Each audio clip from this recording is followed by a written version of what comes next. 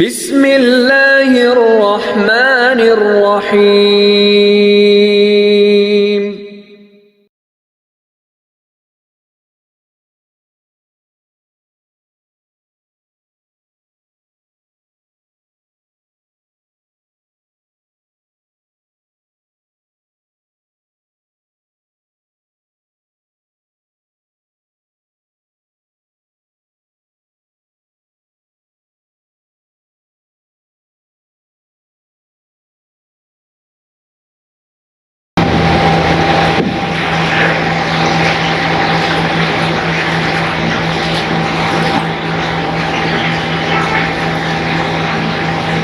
السلام علیکم ورحمۃ اللہ وبرکاتہ۔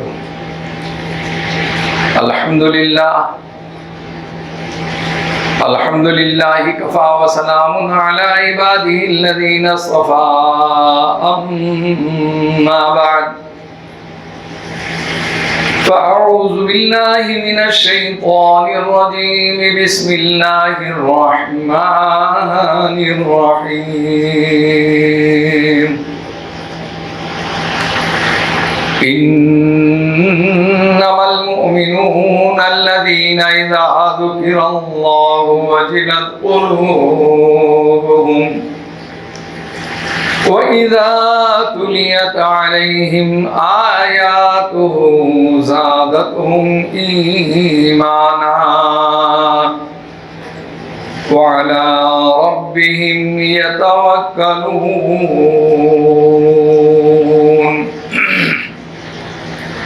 وقال الله تبارك وتعالى في شأن حبيبه إن الله وملائكته يصلون على النبي يا أيها الذين آمنوا صلوا عليه وسلموا تسليما۔ اللهم صل على محمد النبي الأمي وعلى آله وأصحابه البررة الكرام وعلى سائر الأنبياء والمرسلين والملائكة المقربين وعلى آله وأصحابه أجمعين۔ میرے محترم بزرگ اور دینی بھائیوں، اس وقت امت مسلمہ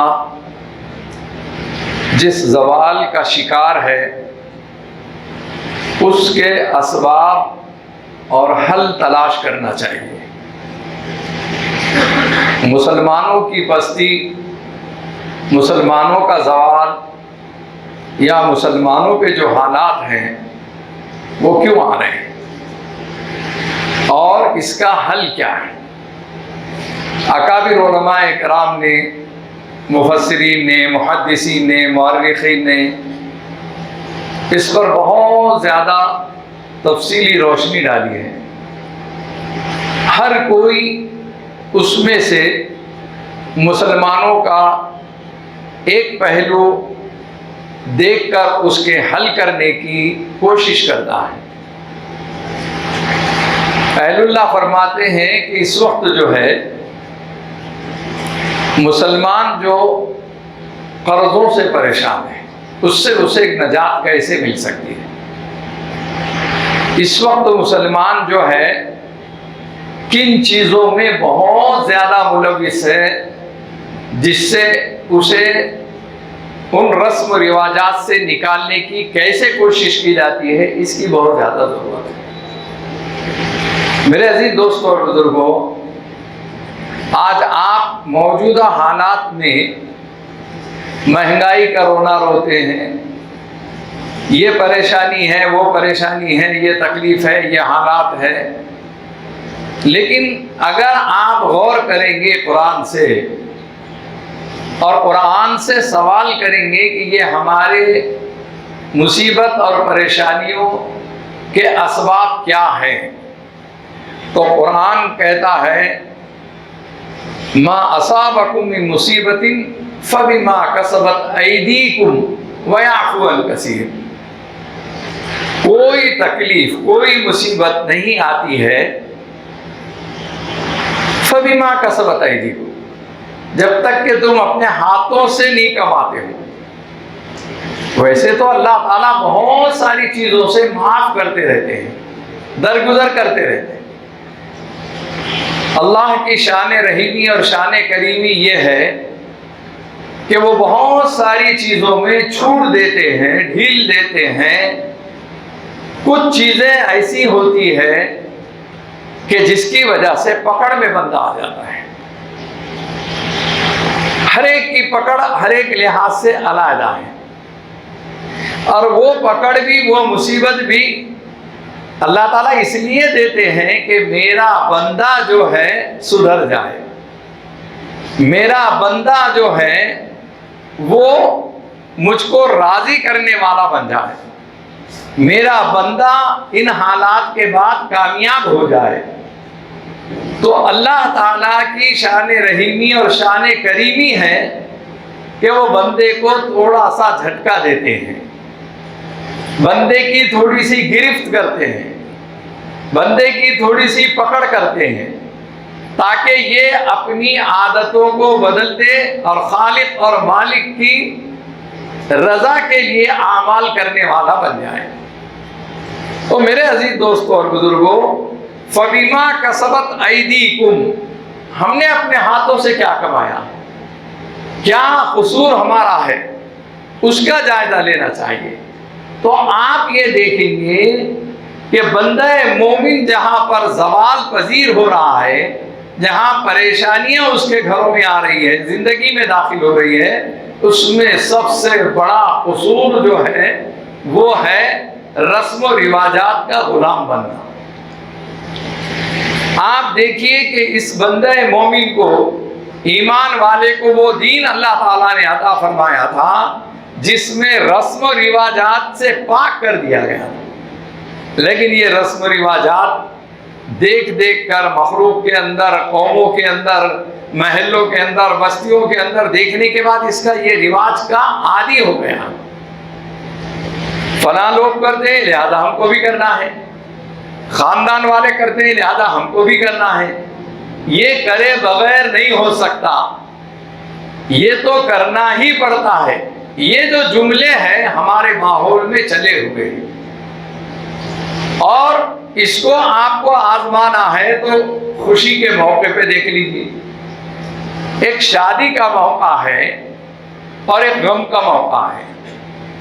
ایمان کو کسی کے اگر پرکھنا ہے تو آپ یہ دیکھیے کہ وہ خوشی کے موقع پر ایمان پر کتنا عمل کرتا ہے، اور غمی کے موقع پر ایمان پر کتنا عمل کرتا ہے۔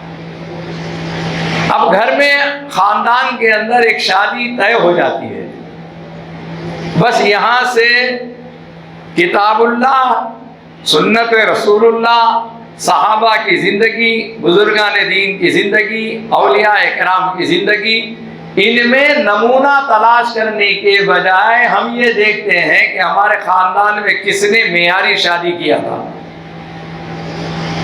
کس بھائی کے گھرانے میں شان و شوکت کے ساتھ شادی ہوئی تھی، بس اس کی مثال دیتے ہیں اور اس کی نقل میں چلے جاتے ہیں۔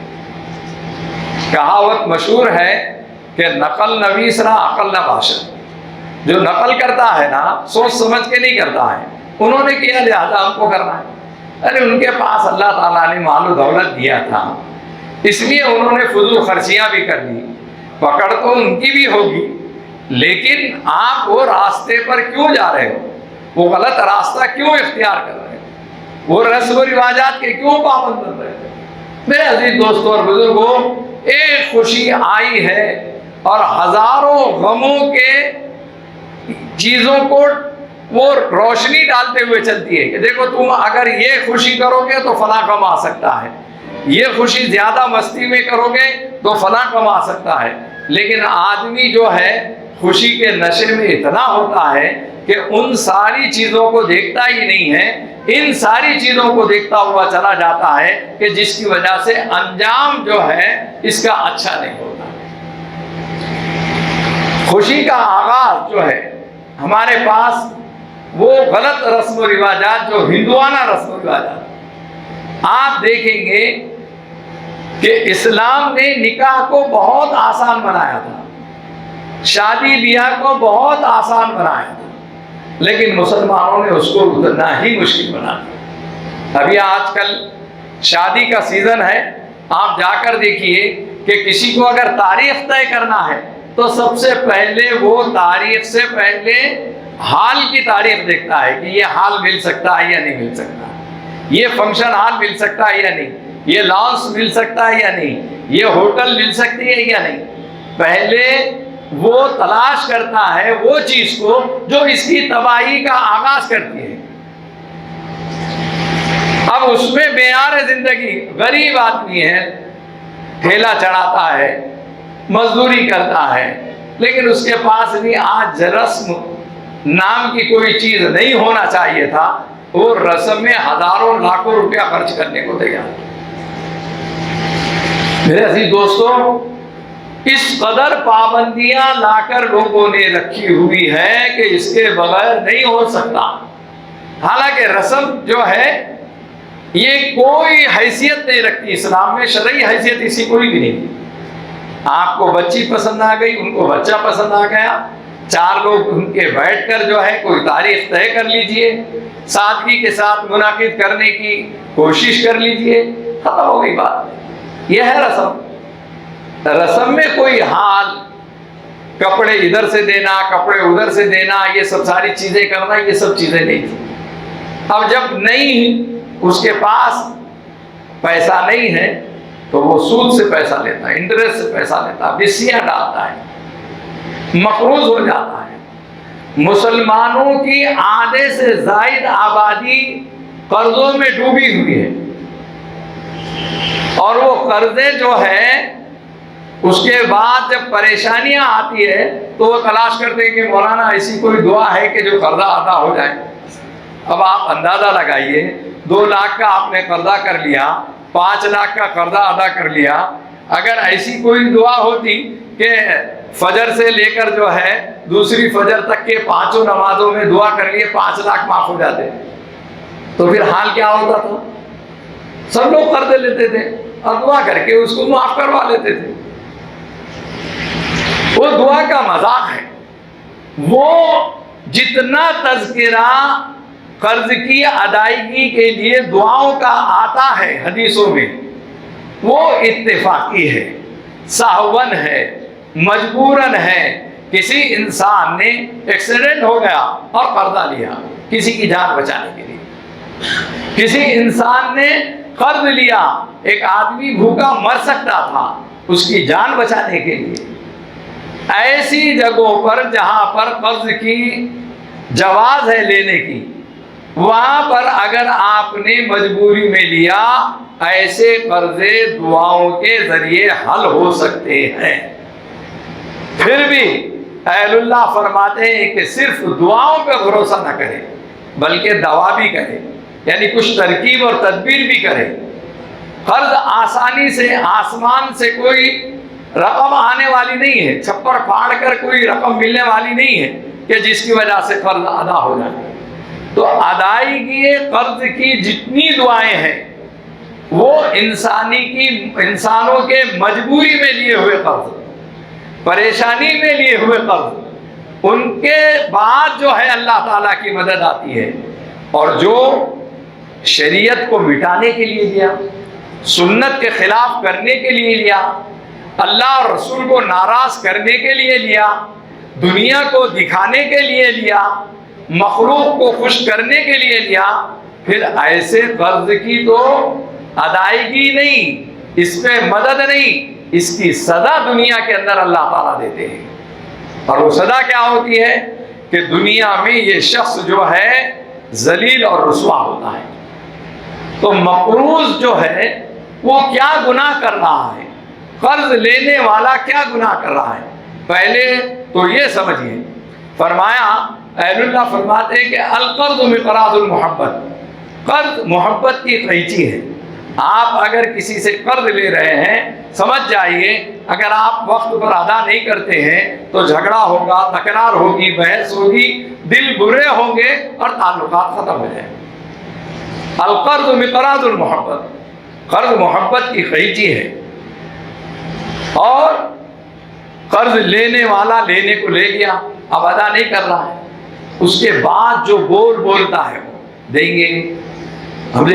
ہم چور دکھ رہے کیا تم کو، ہم ڈاکو دکھ رہے کیا تم کو، تم اس طریقے سے کیسا مانگ رہے، اس کو پابند کرتا ہے۔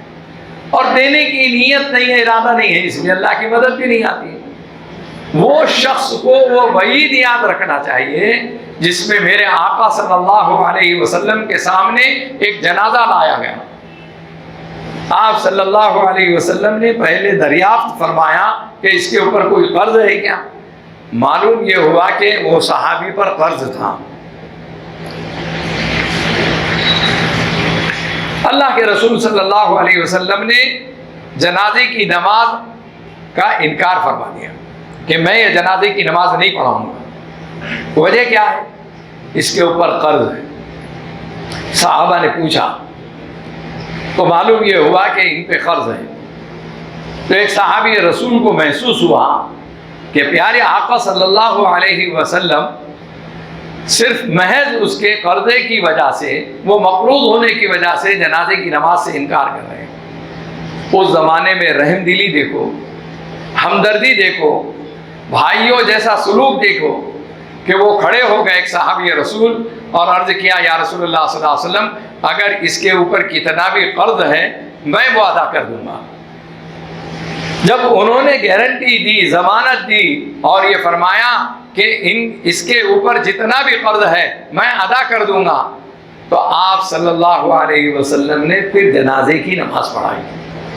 اندازہ لگائیے کہ آج لاکھوں ہزاروں روپیہ قرض لیا ہوا ہے، لیکن اسے فکر نہیں ہے کہ کتنا بڑا جرم، کتنا عظیم گناہ ہے۔ اگر آپ صلی اللہ علیہ وسلم موجود ہوئے اور میرا انتقال ہوا اور میرے اوپر قرض ہے تو اللہ کے رسول صلی اللہ علیہ وسلم جنازے کی نماز نہیں پڑھانے والے، حالانکہ آپ صلی اللہ علیہ وسلم رحمت للعالمین ہیں، سارے جہانوں کے لیے رحمت بنا کر بھیجے گئے ہیں، لیکن اتنی سنگ دلی، پتھر دلی اس کے گناہ کی وجہ سے، اس کی غلطی کی وجہ سے۔ تو میرے عزیز دوستوں اور بزرگوں، آج یہ امت تباہ ہو رہی ہے قرضوں کی وجہ سے، اور قرضوں کی شروعات ہوتی ہے رسم میں یہ دینا پڑتا، وہ کرنا پڑتا، شادی میں یہ دینا پڑتا، شادی میں یہ کرنا پڑتا، اور بڑے بڑے ہال لینا پڑتا، اتنے جوڑے دینا پڑتا، اتنا سونا دینا پڑتا۔ یہ ساری کی ساری چیزیں ہم نے نکال کر ایسی رکھی ہے کہ جس میں ایک بھی شادی بغیر قرض کے ادا نہیں ہو سکتی۔ ایک غریب آدمی ہے، اس کے ذہن میں ایک بات بیٹھی ہوئی ہے کہ نہیں مولانا کم سے کم آدھا تولہ تو بھی سونا دینا پڑتا نا، نہیں مولانا کم سے کم اتنا سونا تو دینا ہی پڑتا نا۔ اب اس کو کون سمجھائے کہ یہ کون سی کتاب میں لکھا ہوا ہے، کس حدیث میں لکھا ہوا ہے؟ کیا اس زمانے میں جو جتنی شادیاں ہوئی ماضی کے اندر سب میں سونا دیا گیا تھا؟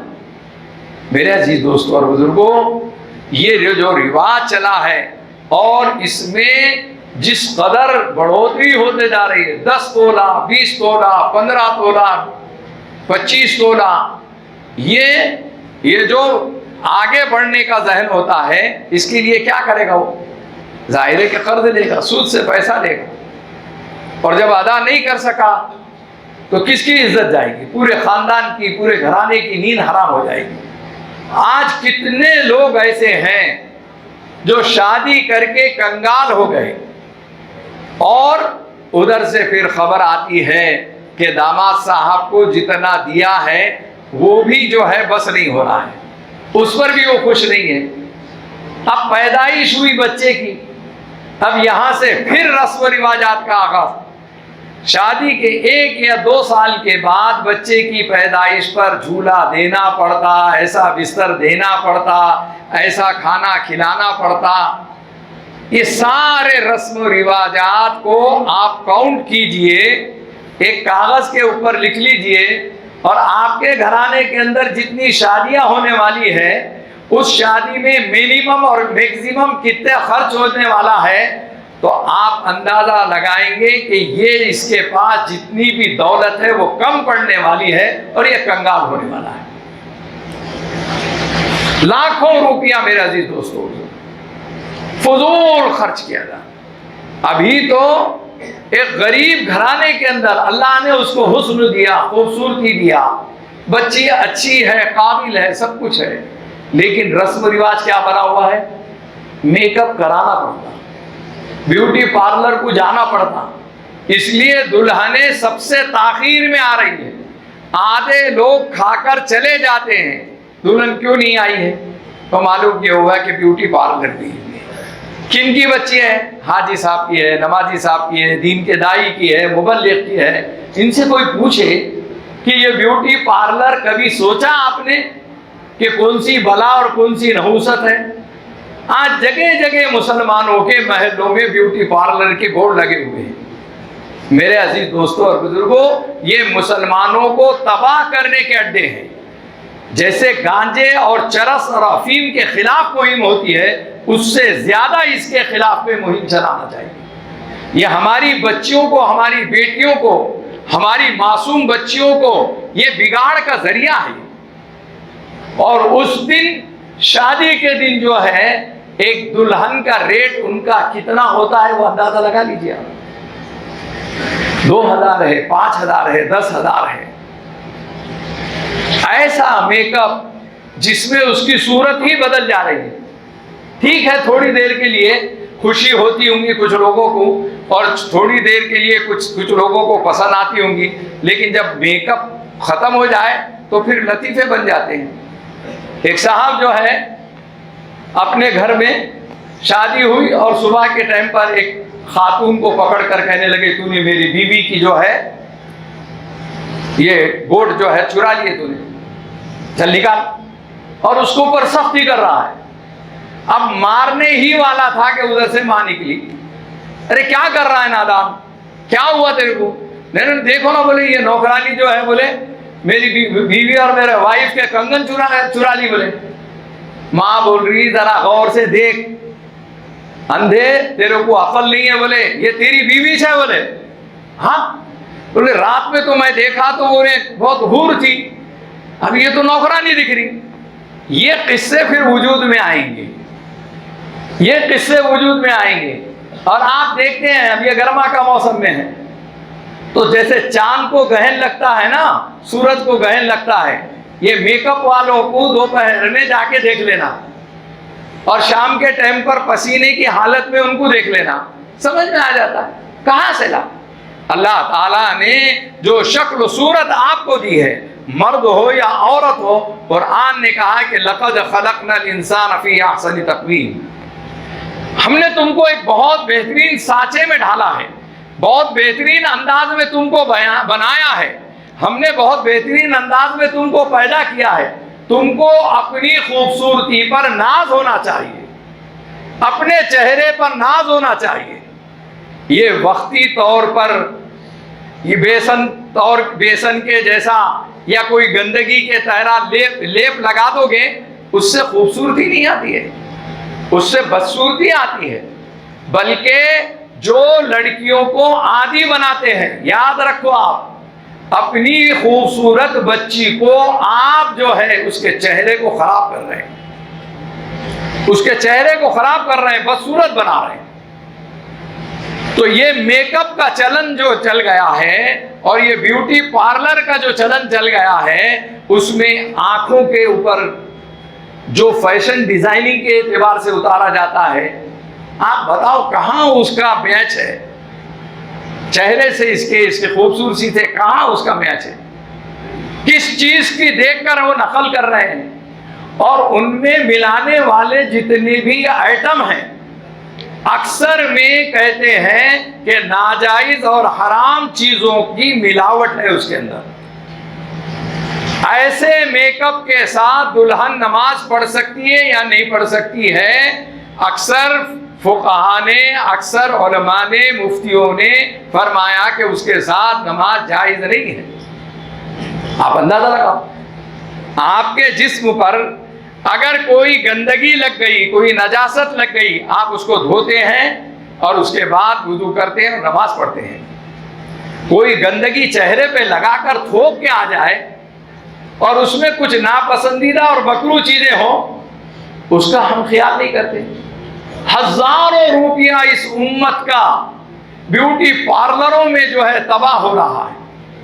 میرے عزیز دوستو، آپ اندازہ لگائیے کہ اللہ تعالیٰ کے نظام میں تبدیلی لانا ہے. یہ دوسرے لحاظ سے آپ سوچو، اللہ نے جو صورت بنائی ہے، نہیں ہم کو وہ پسند نہیں ہے، ہم جو بنانا چاہتے ہیں وہ ہم بنا کر بتائیں گے. بتا دو اور دنیا کے اندر بھگت لو. اللہ تعالیٰ نے آپ کو سمجھ دیا، عقل دیا، فہم دیا.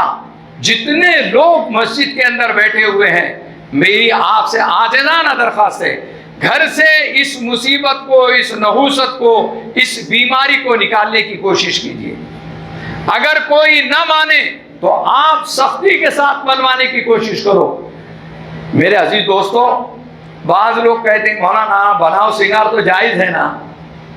ارے بناؤ سنگار عورت کے لیے صرف شوہر کے واسطے، صرف شوہر کے واسطے.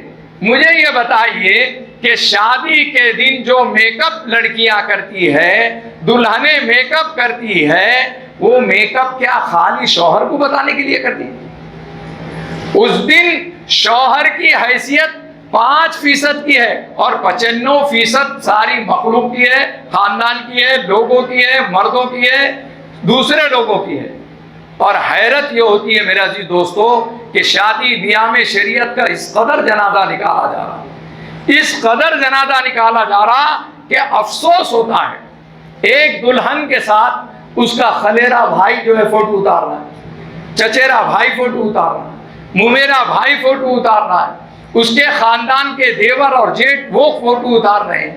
فلاں محفل میں بیٹھے ہوئے دولہے کے دوست ہیں، وہ آ کر فوٹو اتار رہے ہیں. آپ یہ کیا کر رہے ہیں؟ یہ ماں باپ کو کیا ہو گیا ہے؟ کبھی کیوں نہیں سوچتے ہیں؟ آپ نے جو میک اپ کرا کر لایا ہے دولہے کے دوستوں کے واسطے، اس کے خلیرے اور پھپھیرے بھائیوں کے واسطے، اس کے شادی میں آنے والی وہ عورتیں. دیکھیے، عورت کا عورت سے بھی بعض وقت پردہ ہے، اور اسلام کے پردے کو سمجھنا ہے تو ایک بات کافی ہے کہ اسلام میں دیور اور جیٹ کا بھی پردہ ہے، دیور اور جیٹ کا بھی پردہ ہے. اللہ کے رسول صلی اللہ علیہ وسلم نے ایک جگہ فرمایا، کسی صحابی رسول نے پوچھا دیور کے بارے میں، تو اللہ کے رسول صلی اللہ علیہ وسلم نے فرمایا اس سے پردہ کرنا بہت ضروری ہے، اس سے پردہ کرنا بہت ضروری ہے. فرمایا الموت الموت الموت، جیسے موت سے ڈرتے ہو ویسے دیور سے ڈرو. یہ آستین کا سانپ ہے، یہ گھر میں رہتا ہے، راستے نکال لیتا ہے شارٹ کٹ، بھابھی بھابھی بھابھی بھابھی بول کر گود میں جا کے بیٹھ جاتا ہے. کتنے ایسے مسلم گھرانے ہیں جہاں پر دیور کا اپنی بھابھیوں کے ساتھ ناجائز تعلقات ہیں، پکڑے گئے، شرمندہ ہوئے، ذلیل ہوئے، رسوا ہوئے. اس لیے کہ آپ کے گھر کے اندر، آپ کے بیوی کے پاس، آپ کے گھر کے اندر آپ کی بہن کے پاس کوئی باہر کا شخص اگر آتا ہے اور ہنسی مذاق کرتا ہے یا بے تکلفی کی باتیں کرتا ہے، آپ اس پر تو شک کریں گے، لیکن دیور پہ کریں گے؟ آپ نہیں کرتے. اور اگر کرنے لگیں گے تو آپ کو ڈانٹا جائے گا، آپ کو غصے میں آئیں گے، آپ کو بولیں گے کہ دیور ہے بات کر رہا بھابھی سے. یہ جواز نکال رہی ہے کون؟ مخلوق. خالق کے پاس اس کا جواز نہیں ہے، خالق کے پاس اس کے پھٹکے پڑنے والے ہیں. جتنی دیر بھابھی سے تم نے بے تکلفی سے گفتگو کی ہے وہ حرام کاری کا میٹر ڈاؤن ہوتے جا رہا ہے، اور کل آخرت میں سمجھ میں آئے گا کہ یہ کتنا بڑا گناہ کبیرہ تھا۔ ذہنی عیاشیاں ہیں، آنکھوں کی عیاشیاں ہیں، آنکھوں کا زنا ہے، کانوں کا زنا ہے، دل اور دماغ کا زنا ہے۔ وہ زنا کہاں پر ملتا ہے؟ وہ یہ دیور اور جیٹھ کی یہ بھابھی کے پاس ملتا ہے۔ اس لیے میرے عزیز دوستوں اور بزرگوں، شریعت پہ عمل کرنا، دین پہ عمل کرنا، جب ہم یہ دینداری کے اوپر آ جائیں گے، کیوں کہا جا رہا ہے شریعت پر عمل کرنے کے لیے، دینداری پر آنے کے لیے؟ اس لیے کہا جا رہا ہے کہ آپ مقروض نہیں بنو گے، آپ رسم و رواج کے غلام نہیں بنو گے، آپ اپنی شادی بیاہ خوشی میں شریعت کے خلاف نہیں کرو گے، اس لیے آپ کو پابند بنایا جا رہا ہے۔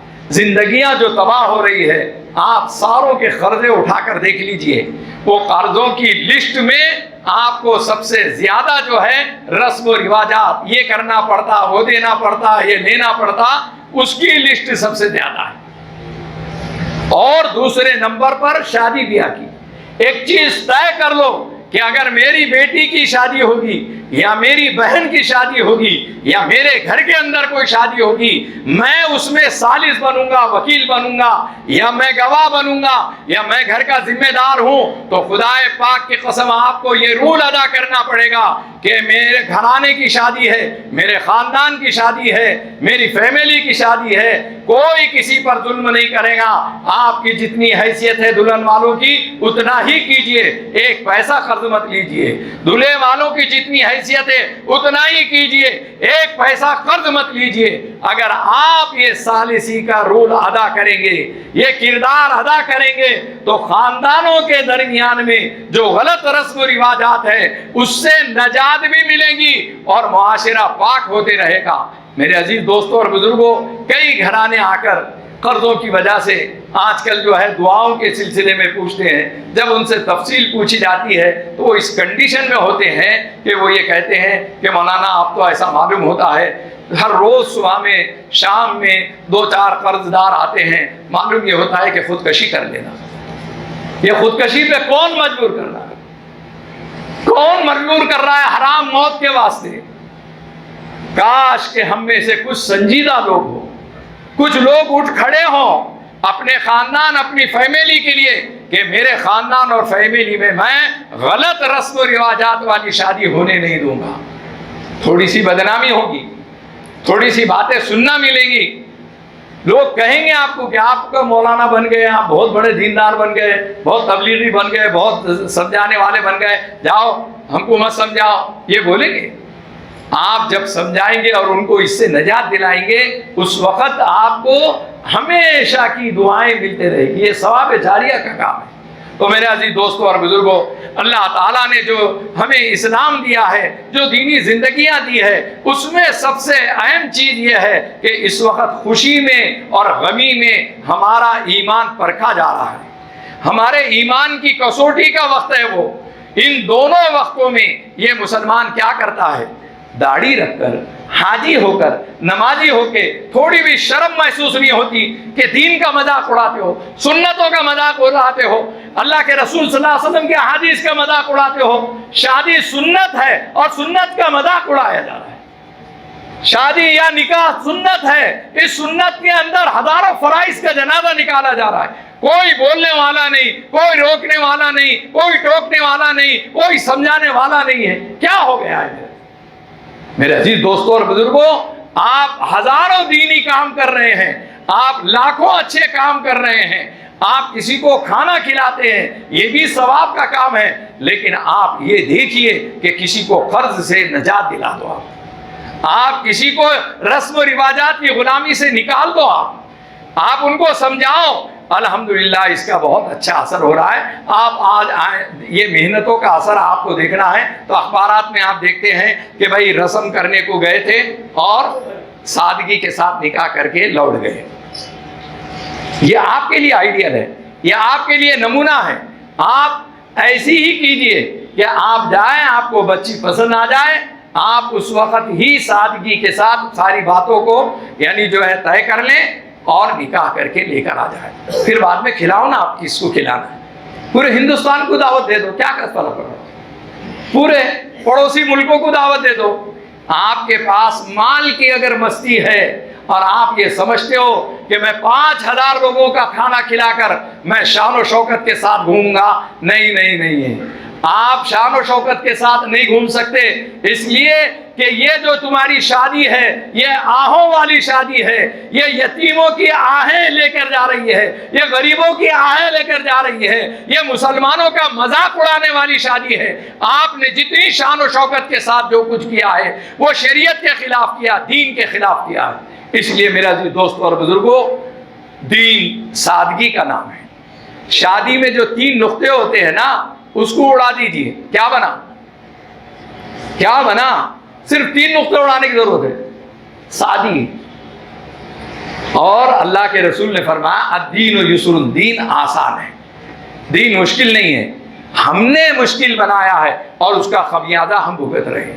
ہزاروں گھرانے ایسے ہیں، سینکڑوں گھرانے ایسے ہیں کہ شادی کیے اور 8 دن کے بعد دلہن گھر کو واپس آ جا رہی. یہ چیز تمہارے باپ نے نہیں دیا، یہ چیز تمہارے ماموں نے کہا تھا، یہ چیز تمہارے چاچا نے کہا تھا اور یہ نہیں دیا. اسی لیے وہ بچیاں جو دلہنیں ہیں جو ہے وہ یعنی جو ہے جل جاتی ہے یا مر جاتی ہے اور اس کی جنازے پر ہم لوگ جاتے ہیں، آنسو بہاتے ہیں. یہ آنسو بہانے سے کیا فائدہ ہے؟ اس جنازے کو کاندھا دینے سے پہلے کبھی سوچا ہوتا کہ اس گھرانے کو میں سپورٹ کر دوں، اس کو سہارا دے دوں، اسے خودکشی سے بچا لوں؟ اس کے جنازے پہ کھڑے ہو کر کسی شاعر نے اپنی بیٹی کے جنازے پہ کھڑے ہو کر کہا تھا کہ اب آیا دھیان وہ آرام جہاں اس نامرادی میں، اب آیا دھیان وہ آرام جہاں اس نامرادی میں، کفن دینا ہی بھولے ہم تجھے اسباب شادی میں. صرف کفن دینا باقی رکھ رہے ہیں لوگ، وہ بھی دے دو. اب آیا دھیان وہ آرام جہاں، اے میری پھول جیسی بیٹی آرام جہاں، اس نامرادی میں، اس غربت میں.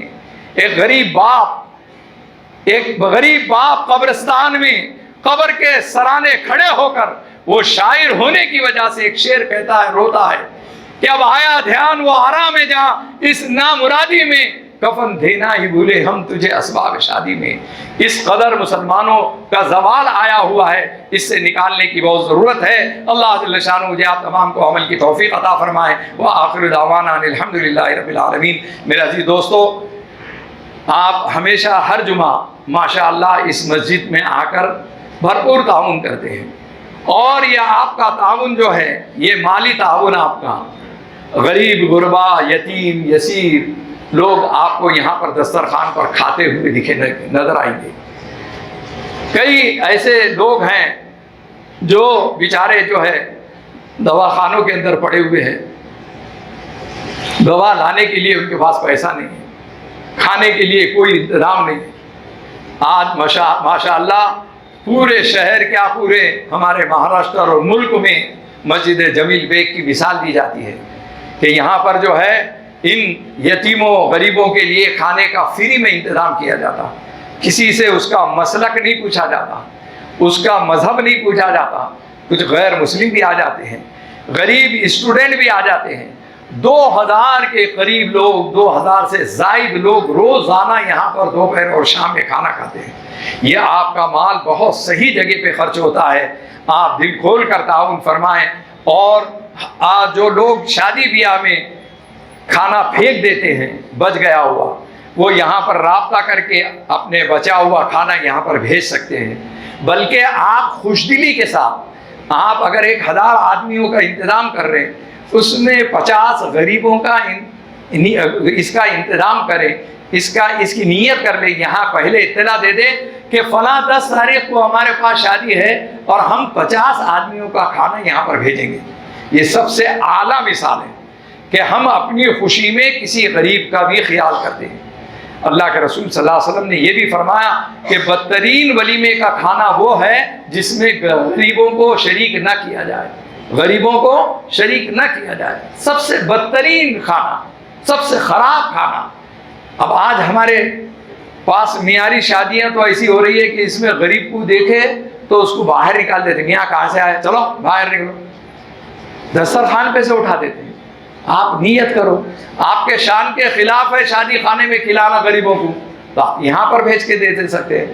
تو بہرحال یہ ایک نظام اللہ تعالیٰ نے چلایا ہے، دعا کیجئے کہ اللہ تعالیٰ اس میں خیر و برکت دے، اس میں کام کرنے والوں کو شایع نشان اجر عظیم عطا فرمائیں، اور آپ جو مال خرچ کر رہے ہیں اللہ تعالیٰ آپ کے مال کو بے انتہا قبول فرمائیں۔